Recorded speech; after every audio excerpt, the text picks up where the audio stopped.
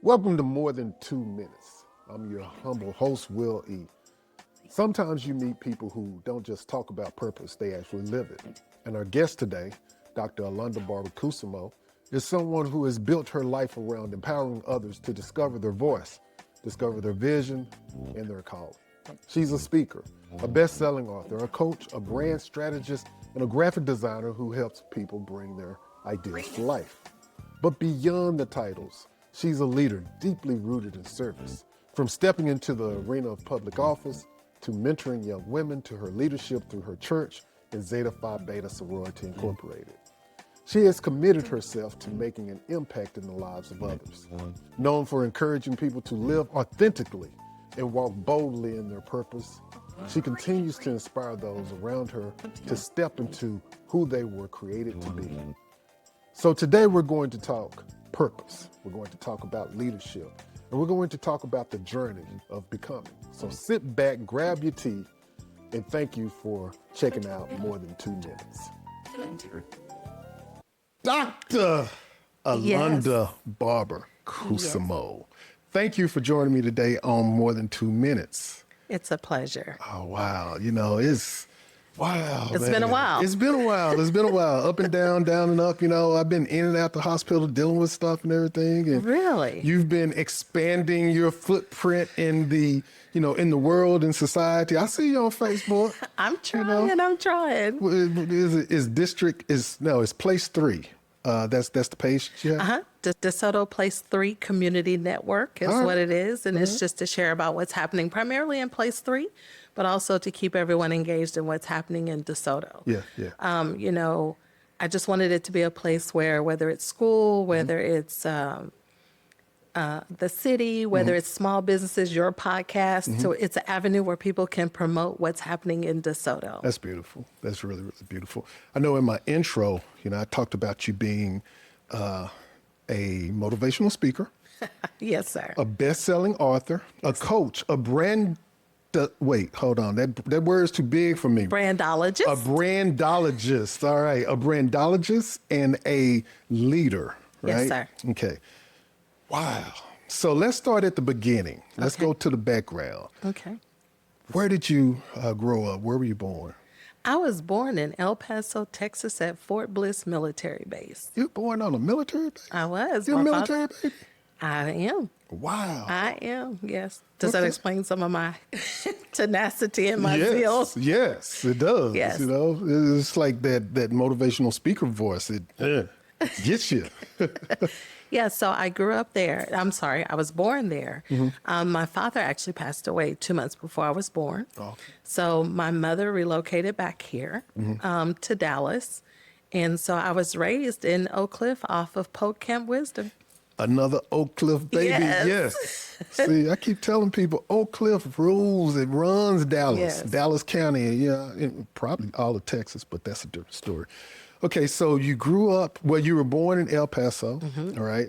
And did you move at what age? I think I was 2 months or 3 months. Oh, you don't remember that. I know. So people ask me, I'm like, I'm from Dallas. Okay. But no, I was born in El Paso. What high school did you go to? I went to Booker T. Washington High School for the Performing and Visual Arts, a.k.a. Arts Magnet. Okay. I was accepted in the arts. You didn't go? I didn't go. I wasn't mature enough to go to arts. Really? Yeah. I had the talent. I just didn't have the maturity, You probably would have blended in. Yeah, well... Or instead of saying maybe the discipline. Well, see, actually I was stolen, okay? So I ended up going to Hillcrest High School. The band director at Hillcrest High School, he was doing something at Booker T, and it was that summer. So you know how they have the summer, seminars and all this other stuff. So he approached me and he said, hey, if you come to Hillcrest, I can guarantee you a scholarship when you graduate. I was like, my mom said, no, you going. Where that scholarship guarantee is. Right. So I went to Hillcrest, ended up being drum major there for 11th and 12th grade. So should have seen me doing I was about to say, I'm trying to imagine you like I'm picturing Grambling and you as the drum major. Okay, now I see why Viv got you. So Booker T, and what exactly did you focus on when you were at Booker T? I was actually dancing technical theater. Really? Yes, I did. I danced ballet tap jazz for 26 years.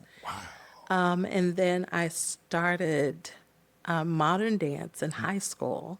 And so, but tap was my specialty. That was my heartbeat. Yeah, yeah. I was a hoofer. I don't know if you know much about. Yeah, yeah. Yeah, so I was a hoofer. Had the opportunity to dance with Gregory Hines, Savian Glover at some master classes. Yeah. But just to be in that presence, during that time. So Right. yeah. Oh, wow. So what was your favorite memory about being at Booker T? At being at Booker T, my favorite was it was small, it was intimate, and we were like a family. If anyone's from Booker T watching this class of 89, 90, I just dated myself. But we had this thing called Strike That Pose, and we would just be walking down the hall and we would just freeze. Yeah. So it was really good. The relationships have still maintained a lot of those relationships and friendships, even before there was social media, Facebook. Yeah. But those are my most memories. And see, that's cool. Booker T is a special place, and it's a special place because of the special people. And I think that when it comes to creatives, you think a different way, you walk a different way, you move you dress a different way.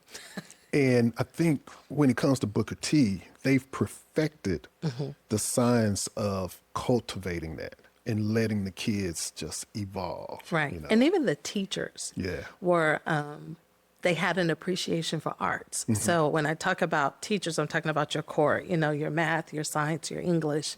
They had an appreciation for the arts, so they supported it. They believed in us. And they kept us in line and kept us on point. Cool.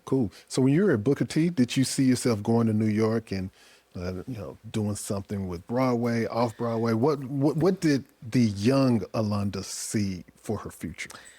So it's interesting you asked that question because I never saw myself as on the dance side. I always wanted to be on the technical theater. Wow. My sophomore year, I became a stage manager under one of the dance teachers, Fern Tresvan-Siebels. Okay. And under her, I learned to master what it meant to be a stage manager. But again, that ties into that leadership, that ties into that organization portion. So it was those kind of things.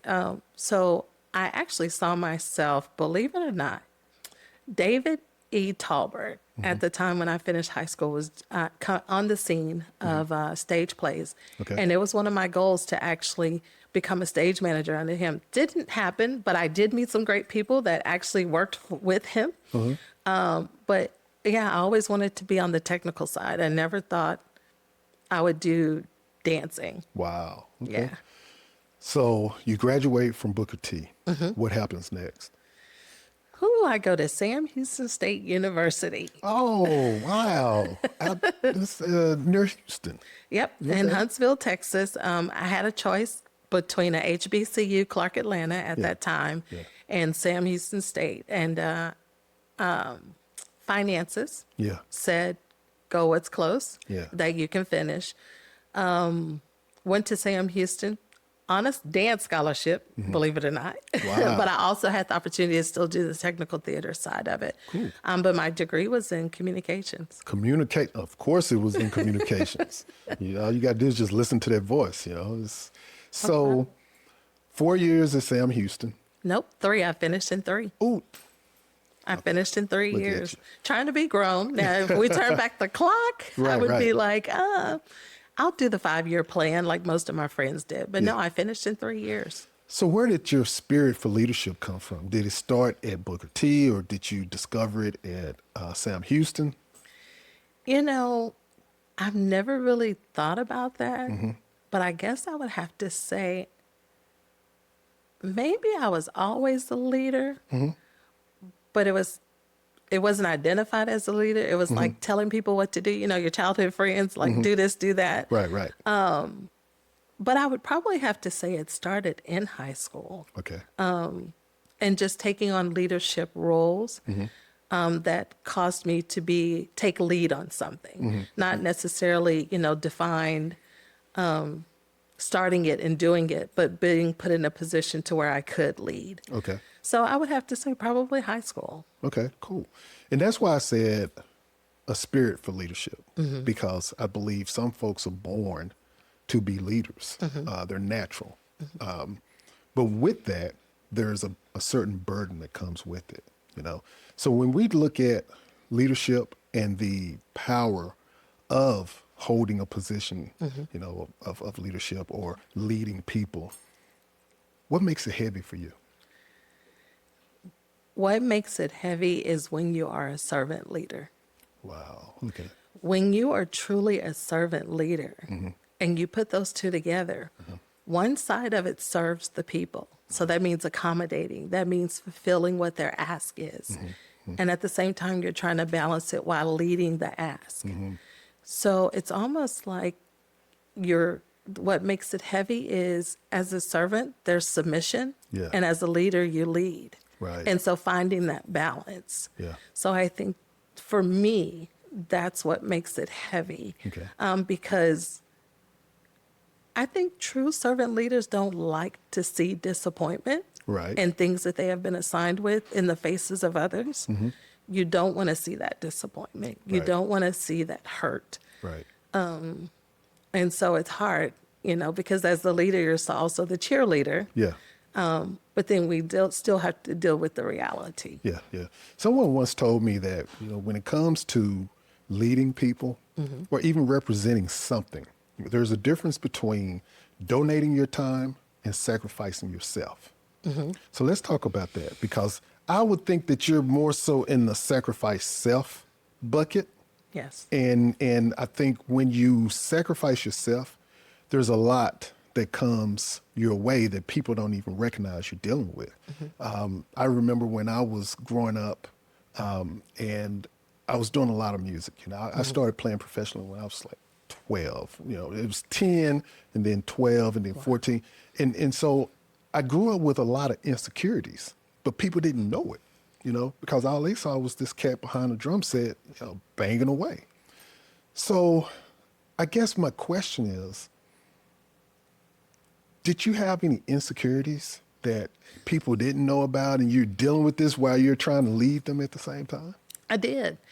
It's kind of what you said, people see you for your skill and for your talent, and they don't know that you still go through the normalcies of everyone else goes through, the pains, the hurts, the being vulnerable, being hurt, going through the path of insecurity, going through the path of, do they like me? Do they not like me? Can I sit at this table? Can I not sit at this table? Right. And so, I went through a lot. Yeah. A lot of it was, I went through a phase of wanting to be liked. Yeah. When you walk in the room, you want everyone to like you. Yeah. And not realizing that people like you for the area that they see you in. So if I'm a leader, if I'm a servant, if I'm a dancer, they like the talent that makes up the person. Yeah. But they never really, as a musician, you probably can understand, they never really get to know the heart of the person. Right. And you're absolutely right. I mean, I experienced that. And actually that was one of the many things that drove me out of the entertainment industry.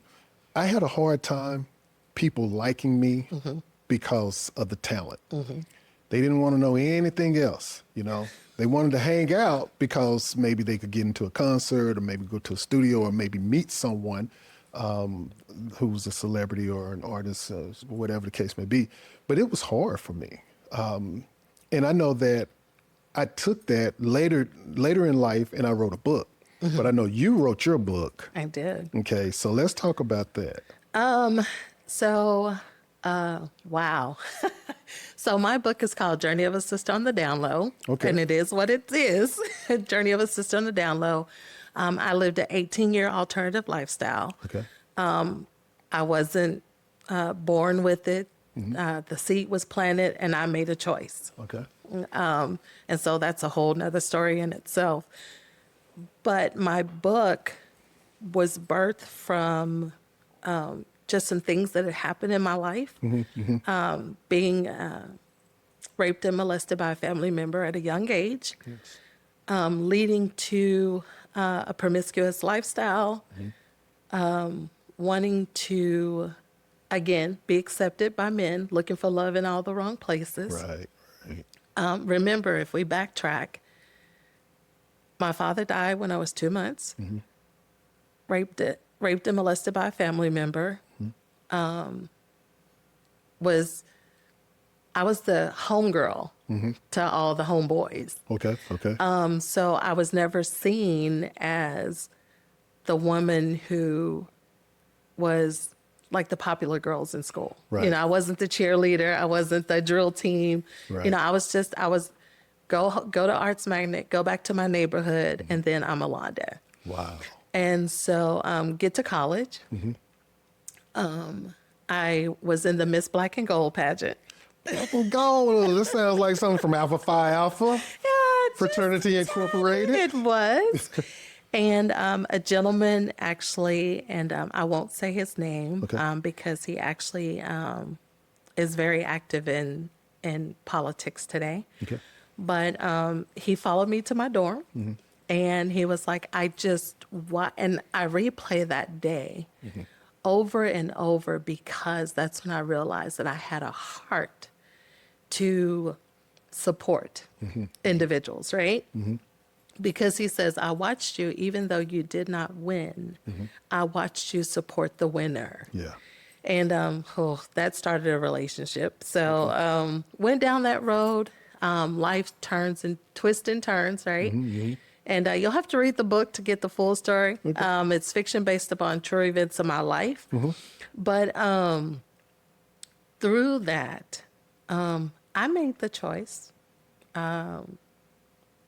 Okay, so can I be real on this show? Oh, it's about real talk, real conversations, real people. So let's go. Well, let me just say, she did it better than he did. Okay. Now, you fill in the blanks. Yeah, okay. And so I went to the other side. We grown up in here. Let me get some Cheeto. Right. Optic tape. But so I went to the other side. That started the journey of being with women. And went through that journey, 18 years. But here's the thing about it. I was married during a season of that. I was a girlfriend doing this season of that. I was corporate America. I was a mother. And so when you look at all those things, now I just gave you a few, but imagine in those spaces, I had to be those roles without them identifying that I was living another lifestyle. Right. Wow. And so I tell people in my book, I write, if you count 18, that was 18 different people that I was trying to be. Yeah. But never had I sat down and pressed pause and looked in the mirror and said, who is this woman? Right. Because I go from Arts Magnet dancing, I go to college and still, finding my way in college, right? You're in college now, free from home. You can do whatever. Right. And trying to live a normal life and then go into adulthood. And you're still trying to find your way. Yeah. And so, so my book was birthed to actually tell my truth. Because when God delivered me September 24th, 2010, I learned to walk in my truth. Now, here's the thing. A lot of people say, well, people are born that way. I can't say what you are, but what I can say from my life, I knew that God had something better for me. What my book talks about is walking in your truth. Right. Because I've already lived in the shadows of who my truth was, and that caused a lot of anxiety, depression, wanting to commit suicide. I mean, just so much because I was trying to live for everybody else. Yeah. So if I walked into this room and you wanted me to be a CEO, you want me to be a manager, you want me to put on a production, I was accommodating to those. But while in the inside, I was not free to be me. Yeah. Wow. I can totally resonate, with what you're saying. I lived something similar. I wrote a book, Invisible Tears, Silent Joy. And it was all about, well, it's a poetry book. And it was all about wearing masks, and hiding who you are because you felt as though you had to because of someone else's expectation or the standard that they set. Right. When I was 18, I signed a horrible contract. I'm talking about horrible. And that stayed with me until I was 22. Wow. And one of the things that I took away from that is people are going to take advantage of you. And then once they take advantage of you, they're going to manipulate you. And then they're going to try to objectify you, and they're going to try to do all these different things. Right. So another reason I ended up leaving the entertainment industry is because when I couldn't perform, because I signed this horrible contract, right? I started doing some writing, but I started doing A&R work, doing some stuff with my cousin, with RCA. And I started to notice how the men objectified the women and how they treated them in the music industry. And it shook me, because I grew up in the church. I was playing drums in church from age 5. So when you talk about having to hide certain parts of you while navigating all of these other spaces in your life, it's tough. Right. It is hard. And I think more people, if they're honest, if they're really honest, they're doing the same thing. Absolutely. And remember, that was in the 90s. Yeah. So it wasn't like that was a time when you could just come out and say, hey, I'm this. Right. It wasn't, especially in corporate America. Right. So that was frowned upon in corporate America. You keep it a closet, you keep it low profile, but you don't publicly announce that. So again, who I am and who I was at that moment had to be suppressed because of me wanting to satisfy one, career, and 2, people around me. And remember, I always like to be liked. Right. So I had to be cautious about what I shared in what environments. The only environment that I could be me was in that environment. Wow. So let me ask you this. So when you transitioned, I don't know if that's the correct word to use, but how did that decision, how did you come to that decision? What was the mechanism to it? I was attending a church, Living Gospel Church of Dallas, which is still in Dallas. And there was one lady in the church that saw it. Two ladies that saw it. Okay. And they called me out on it. Really? And that was the first time when I knew that they had said to me that God has something greater for you. And so after that, they ministered to me, would talk to me. And it wasn't just all Bible, it was just day-to-day conversation. Right. Went to a conference in Monroe, Louisiana. Monroe. And that's the very first time that I heard God say to me that he loved me. Wow. And so that was a transition. Yeah. That, okay, I'm not written off. It's not abomination that I'm going straight to hell. Right. Because, it was up to me and my surrenderance. And led to the day, September 24, 2010, I was praying in my home in Grand Prairie, and I heard God say, if you don't expose yourself, I'm going to. Wow. And we're grown. And so I asked God, I said, if this is not the life for me, to remove the taste, remove the smell of any past essence, remove the thoughts out of my mind, and the voice in my head. Wow. And he did it. That's powerful. And it was delivered. It happened immediately. But when I tell you that was such a freedom weight, and that was the first time that I began to walk into who I really was. Now, I still had some mask, right? Because you still can't tell everybody, hey, look what he did for me, right? You'd be like, well, we didn't know this. Even when my book came out, I had people say, I did not have a clue. And if you were in that time in my life, then you knew. But I mean, if you didn't, Yeah. You didn't know. And so that was the beginning of me walking in my freedom, but I still had mask. Yeah. Right. Yeah. Still had mask. Yeah. And that was in 2010. Let me tell you how fast it happened. Okay.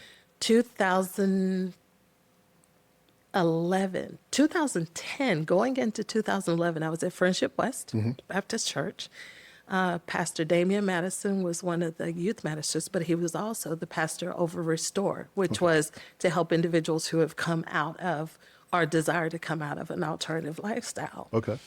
And I was asked to share my testimony And that's the first time. at Friendship West. Okay. Yes. And we recorded it. It was shown over all three services. And I remember when Pastor James Fitzgerald met with me and my kids to talk. And I remember my boys saying to me, if you do this, do not be an embarrassment to us and go back. Wow. Imagine that pressure. That's heavy.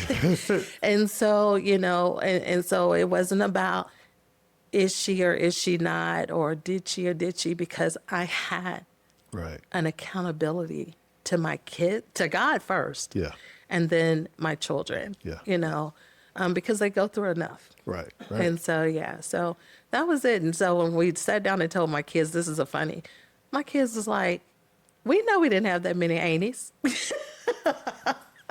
Not the Amy's. Yeah, we didn't have all these aunties. Amy spending the night tonight, y'all. Right. Oh man. Okay. And so, but it's been a good journey.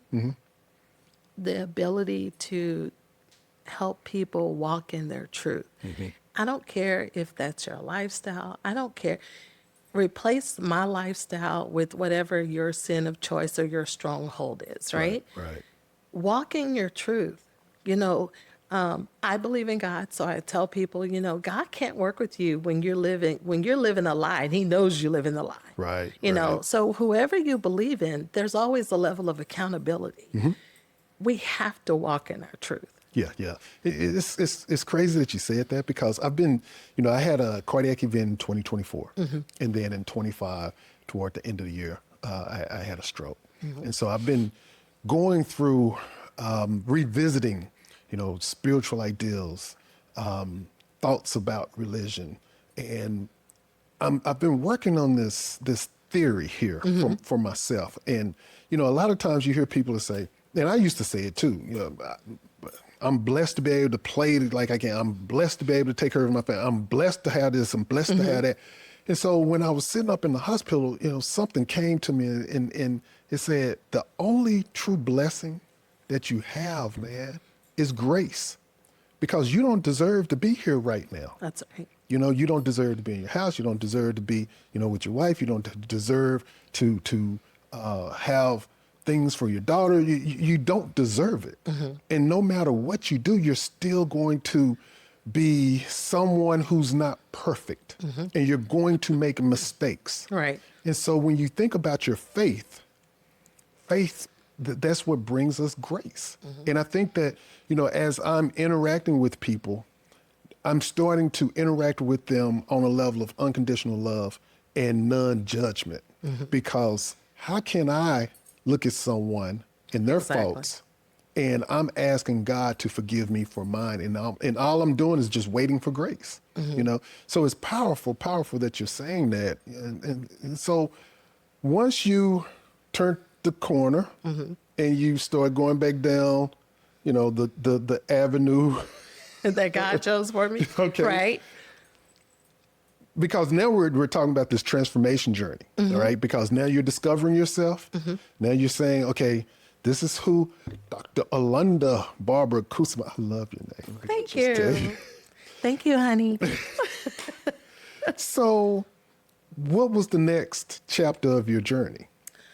Oh, wow. After I wrote my book, had some hills and valleys, but I actually started. So my first part of my book was a cliffhanger, and so I started writing the second portion of it. Okay. But just speaking and that's when I began to become empowered. But here's what's crazy was that I was free from that, but I still wasn't free from the insecurity of who Alonda was. Yeah. And I tell people all the time, I was 36 years old when I first looked in the mirror and looked in my eyes and saw what was inside of me. Wow. And people are like, Alonda, but you look in the mirror all the time. You're right. I looked in the mirror to comb my hair. Yep. I looked in the mirror to put on makeup. Yep. I looked in the mirror to brush my teeth. Yep.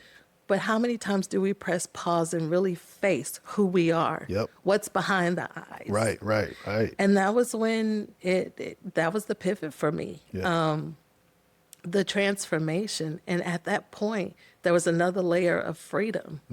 Now, that was Alonda's internal freedom. Okay. But I still have to walk out and still have to deal with, because I'm still in the place where I grew up. Yeah. I'm still in the place where all this stuff happened. Yeah. And so I had to now grow past the I remember wins. Oh, wow. Okay. I remember when do you remember? No, I'm trying not to. I Put that behind me, y'all. Right. I don't Yeah. want to. And that required me to have that leader inside of me step up and say, I'm no longer that. Yeah. That's not who I am. Yeah. And when I actually stopped trying to control that narrative and actually accept my life for what it was and be free to talk about it. Yeah. And knew that judgment was going to come with it. Right. But then I could follow with what you just said, that grace. Yeah. You know, I thank you for your judgment, but God's grace is greater. Yeah. So that was the transformation, me talking about it, and me just doing the things that God would say do, but I could not do them with fear. Yeah. And so that was the beginning of my transformation, going from there, moving back to DeSoto in 13, running for school board, being active in the city. I was just determined that, you know, if you find out my past, okay, that's fine. So that's really what led me to write the book. Right. Let me tell my story before you put a lie on and gossip about the wrong information. So let me tell me. Right. Let me tell on me. And then you don't have nothing to worry about. Yeah. But I tell you, that book was the freedom for me. Yeah. Because you ain't got nothing to gossip about. She wrote it in the book. You empowered yourself. Actually, Yeah. you're right. I did. Yeah. And so that was, oh, wow, 18, 19, you know, life has twists and turns. Yeah. What I did not share, and I don't know how much longer we have, but what I did not share was when God delivered me in 2010, I lost everything. Really? Wow. He sent me to Prayer Mountain every day at 11 a.m. And remember, I told him, I don't care what it takes, what I have to lose, remove all those things. Yeah. But I want it to be a living epistle for the saving of other souls. Didn't know what I was asking for. Yeah. And so when I did, I remember I used to watch TD Jakes every day, nonstop, was feeding it. And then when I was at Friendship West backtracking, there was a lady over the Gap Ministry, which is a prayer ministry, Deborah Roney, and we connected.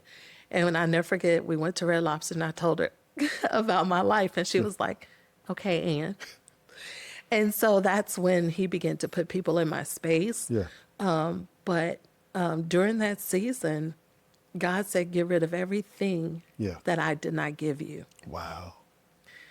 And that was everything from, and this will probably have to be another show, but everything that I got from living the life of the streets in the dope game to the promiscuous things that were given by individuals that were not for me. And it was, and so I lost car, I lost house, and I'll never forget, I was trying to give away clothes. I was trying to have a garage sale, and he said, I said, give it away. And so when I lost everything, that was in 2011, 2012, April 24th, 2012, he finally opened up the door for me to get a job at Aetna. and I had 16 cents in my bank account. My gosh. It's not significant when you hear the 16 cents, but what is significant is that from 2010 to 2012, Right. September 24th to April, September 24th, 2010 to April 24th, 2012, I lost over six figures. Wow. So now there's a difference when you have 16 cents, no Yeah. clothes, you have two kids, Yeah. no clothes, no house, Yeah. no car. Yeah. And he would just throw little nuggets out there, right? Because I Yeah. had a truck and I had a Jeep. He took the truck, and then when they were supposed to come and get the Jeep, they said, no, they took not what I owed on it, but somebody who knows trucks, but they took what it was worth at that time. And that's what I ended up having to pay. Wow. And so my little unemployment check paid that little vehicle, and there was no jobs. Yeah. Yeah. There wasn't any odds jobs or nothing. It was really that faith. And I was getting ready to say that because that's a powerful testimony. And so a lot of times when I'm in conversations with people and they say that they are faithful or they are, a person of faith, my thing is, what are you willing to sacrifice for that faith? And that's the difference between operating at a low frequency and operating at a high frequency. Right. And I know that life is difficult for everyone. Absolutely. One thing that I've discovered, I graduated from A&M with degrees in psychology and sociology. And I had this interest in social engineering. So since that time, I've just been working and tweaking and working this. Right. And then in the entertainment industry, when you are in those boardrooms and you're the only person of color, and they're telling you what to put out to the Black community, to your community, and you start to realize, oh, okay. So you're doing this and you're doing this, and so it's about the puppets, Yep. the strings, and the puppet masters. Absolutely. There's three layers to it. And so I go back to, what are you willing to sacrifice for that faith? And I believe that your testimony is so strong because you lived it. And not many people, there aren't too many people who have to go through that channel. There's something that I say a lot. And some people, they get it, some people don't get it. And I say, burn the boats so you can start building bridges. Wow. Because if you still have those boats behind you, if you still have your past and you're still looking back, or you're trying to touch it, you're not going to see what's in front of you. And you're not going to know when you need to build that bridge to get to the next layer or the next chapter in life. And you've done that. Right. And it's an amazing testimony. I mean, I'm glad we're sitting down because look, I saw you for almost every day for about 6 months. Absolutely. And we were so busy talking about the city of DeSoto. Absolutely. And how we were going to take it to a high ground. Right. That we didn't get a chance to talk about us. Absolutely. And so I want to pivot and talk about civic duty. We're going to go there. We're going to go there. So you decided to run for city council. I did. What was behind that decision? First, there's always that saying that if you see a problem, don't be the problem, be the solution. If not, don't say nothing at all. Right. That was one. And I saw some things in our city at the time that we're in that I knew that I could offer and still offer. Whether I take the seat or not, the work doesn't stop. Right. And I just wanted to be a breath of fresh air for our city. One that actually truly listened to the people. And again, being truthful. Yeah. We talk about transparency. You can't be transparent without truth. Right. And that sometimes that truth is not always on the we love you side. Sometimes that truth is we don't like it, but she told us the truth. Right. That's why, there. So that was the catalyst for it. But again, that was a whole nother sacrifice. That journey for me was another test to see, Alonda, are you going to hold on to the journey that I have for you? Yeah. Or are you going to succumb Yeah. Yeah. to what the world wants you or the city or the community wants you to? Yeah. Yeah. And I held true to me. And you did. I mean, it was a tough election. It was challenging for It was. a lot of people, probably everyone who was running. And, it was challenging for the wrong reasons. Because I truly believe that when you are in a community that looks like you, that has a similar background, that you find a way to work together. I always say we have to have collective conversations. We cannot, set ourselves up in these silos and then think that we're going to band together at some point in time and we're going to battle the storm that's coming. Life doesn't work like that. Right. And I know that you were a super quality candidate Thank you. and a phenomenal speaker and a phenomenal thinker. And your platform, it Thank you. was solid. Thank you. And I think that scared a lot of people. I feel like I've always been one who was before her time in particular areas. And that being another. Because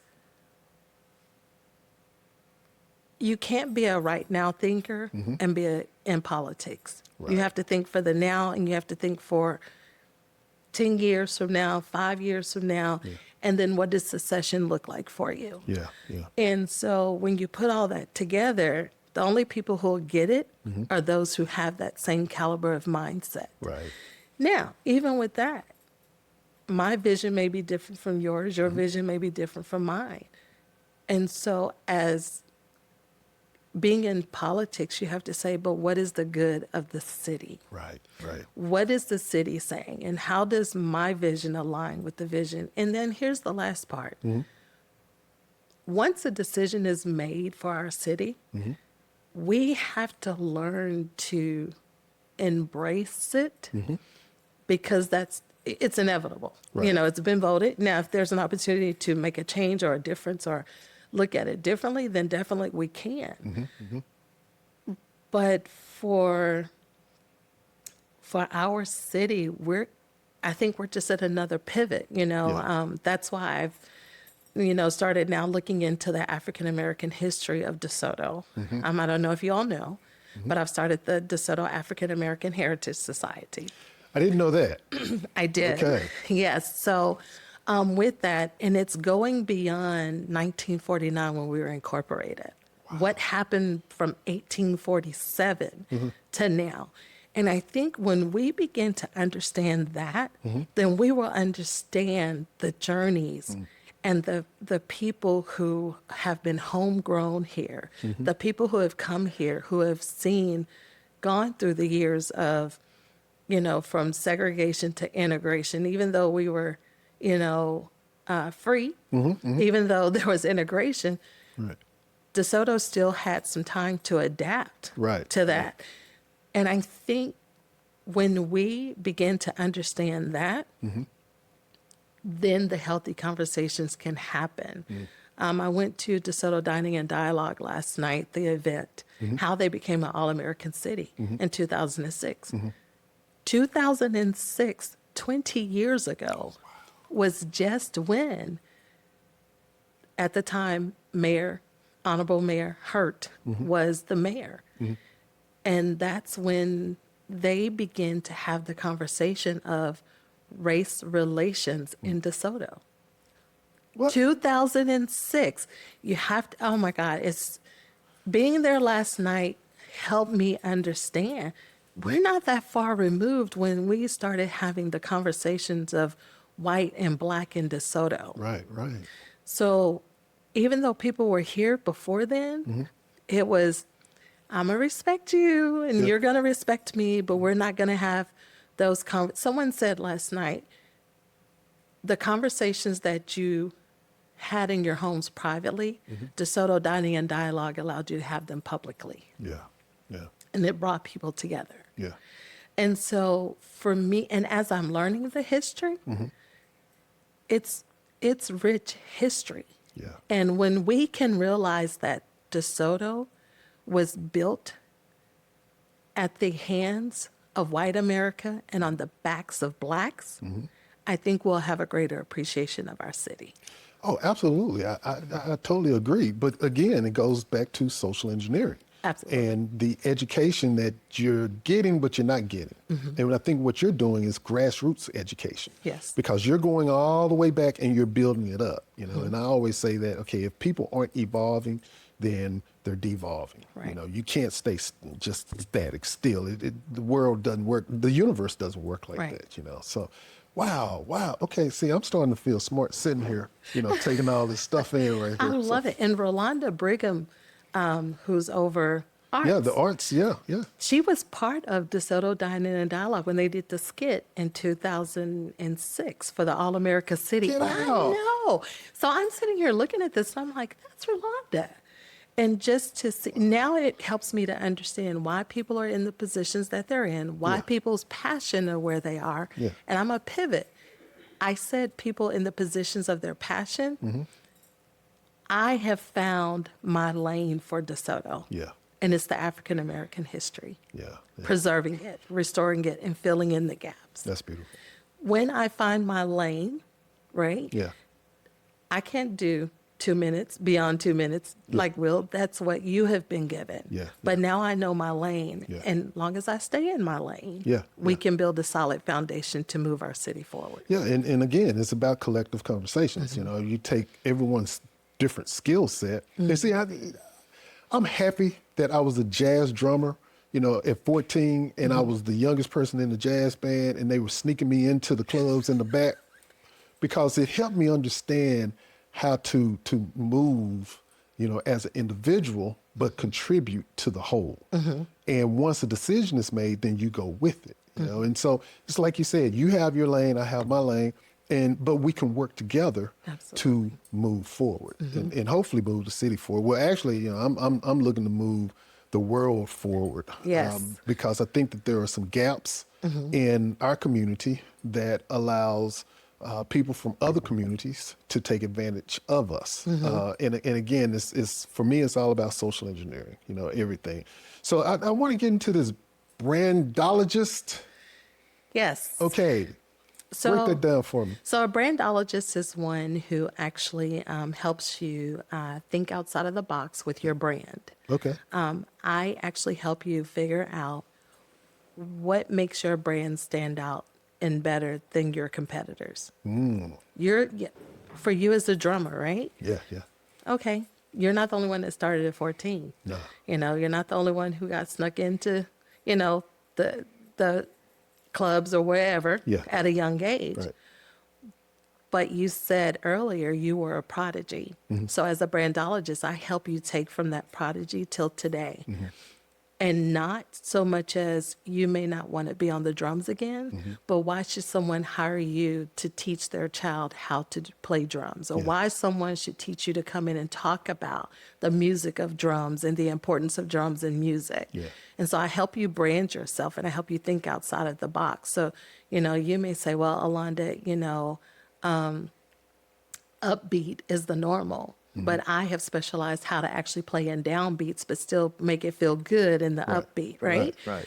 And so that's what I do. I come in and I help you think. So it's expansive thinking, expansive beyond what you see your competitors doing. What sets you apart? And I pull that out, and then we help you make that vision a reality. That's wow. Yeah. That's nice. I hope that, you know, in that consultation, you would say, Will, that time that you did the stave dive, you know, Ozzy was looking at you and he was encouraging you. Exactly. And I did it and it did not end well. Don't do that again, Will.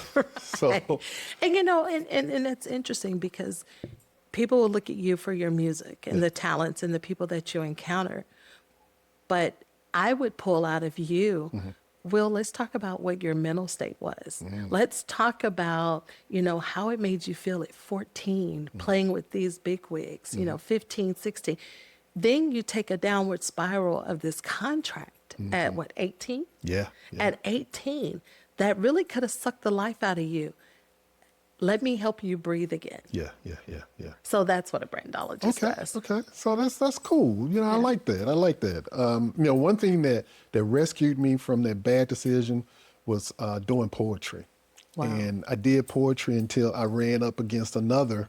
You know, it wasn't a bad decision, but it was a decision that I had to make for my own mental health because people wanted me to be something it wasn't in me, you know, and I struggled with that. And so right when I was getting ready to break through in the poetry realm, I walked away from it. And mental health is very important to me because when I was in college, I went through, you know, some periods of suicidal thoughts. Later in life, you know, same thing. So how do you protect your mental health? By protecting me. You say suicidal attempts. I tell people I was addicted to suicide. You know, that was my scapegoat. That was my scapegoat. And the last attempt was in 92. My brother was killed in military down in Killeen. And that February, I'm sorry, it was Super Bowl Sunday in 93. Now remember, I'm still in college, getting ready to graduate. Right. And that was the last attempt. And it wasn't a walk in the park because I'm on a military base, right? Because I'm down in Killeen at that time. And hanging out because I would leave Sam on Thursday, so I didn't have classes on Friday. Go to Killeen, and I spent a few days in a facility where I wasn't free to come out. Yeah. And they take your phone, take your keys, right, take your ID. right. Yeah. You Been know, there. here's your toothbrush. Right. Here's your medicine. Right. And I can laugh about it now, right? Because it has shaped me to who I am. Yeah. And I'll never forget. And when I got back, I met a gentleman. We were friends. He lived in Sugar Land. I finished college, moved to Conroe, Texas, met this friend. Okay.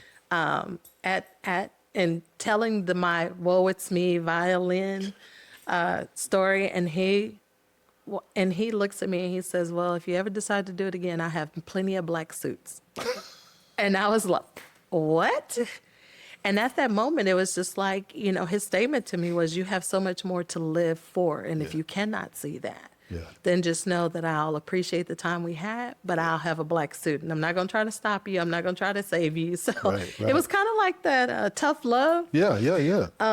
And so mental health is important to me because so many times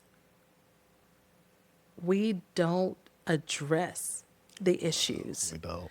We suppress them. We learn how to, it's interesting. I'm in a season now where a situation triggered some childhood trauma that I thought that I had maneuvered through years of counseling. Couch therapy is wonderful. Let me just tell you, couch therapy is very wonderful. That I thought that I had maneuvered through. But what I'm realizing now from this trigger that's put me back into counseling, don't ever stop if you start. That situation, I had learned to cope with it. Yeah. I was taught how to cope in my previous therapy. Yeah.